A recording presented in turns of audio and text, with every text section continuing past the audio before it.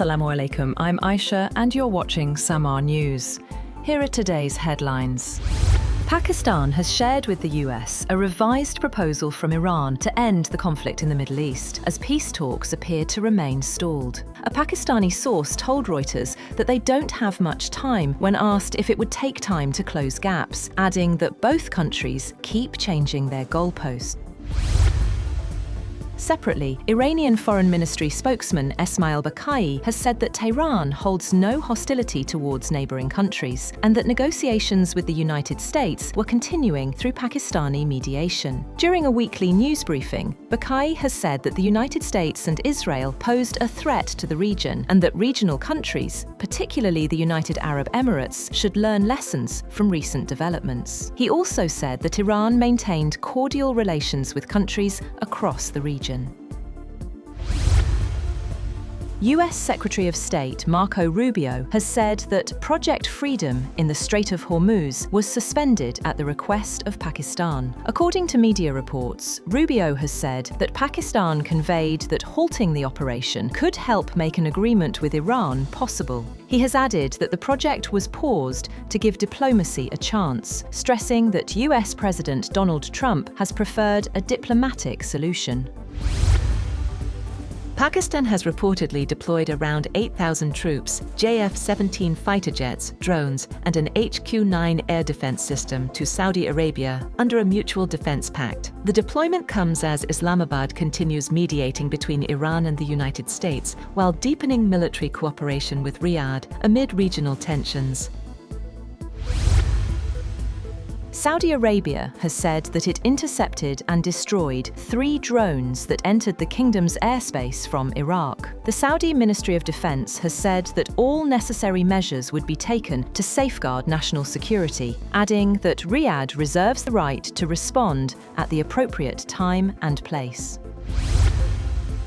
British Prime Minister Keir Starmer has said that his time as leader of the country is not over and that he would not walk away from the job or set out a timetable for his departure. During a visit to a small business in North London, he said he remained focused on serving the country and carrying out his duties as Prime Minister. Starmer faces growing pressure from within the Labour Party after heavy election losses.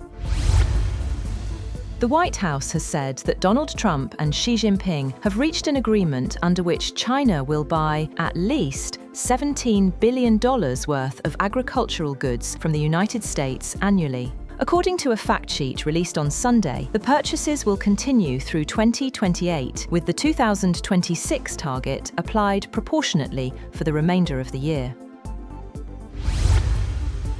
A magnitude 5.2 earthquake in China's southwest region of Guangxi has killed 2 and forced more than 7,000 in the city of Liuzhou to evacuate, as search and rescue operations continue and authorities warn of transport disruptions.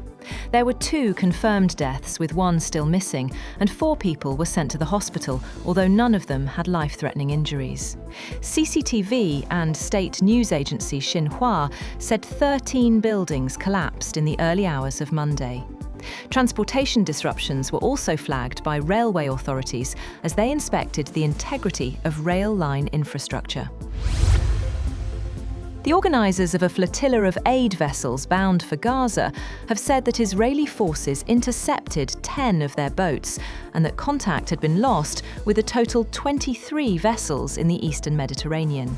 Ships from the global Samud flotilla had set sail for a 3rd time on Thursday from southern Turkey, after earlier attempts to deliver aid to Gaza were intercepted by Israel in international waters.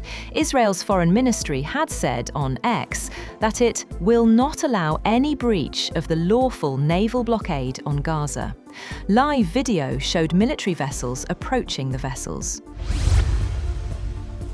An Ebola outbreak in the Democratic Republic of Congo and Uganda has been declared a public health emergency of international concern by the World Health Organization after 80 deaths were attributed to the disease. The WHO said the outbreak, caused by the Bundibugyo virus, did not meet the criteria of a pandemic emergency, but there was a high risk the disease could spread further to countries sharing land borders with the DRC.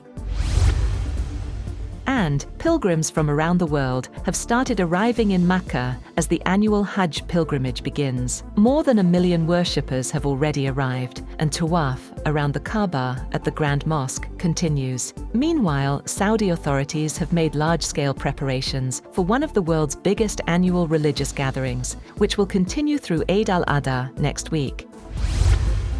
That's all for now. For more updates, visit www.SAMAA TV. Thank you for watching SAMAA News.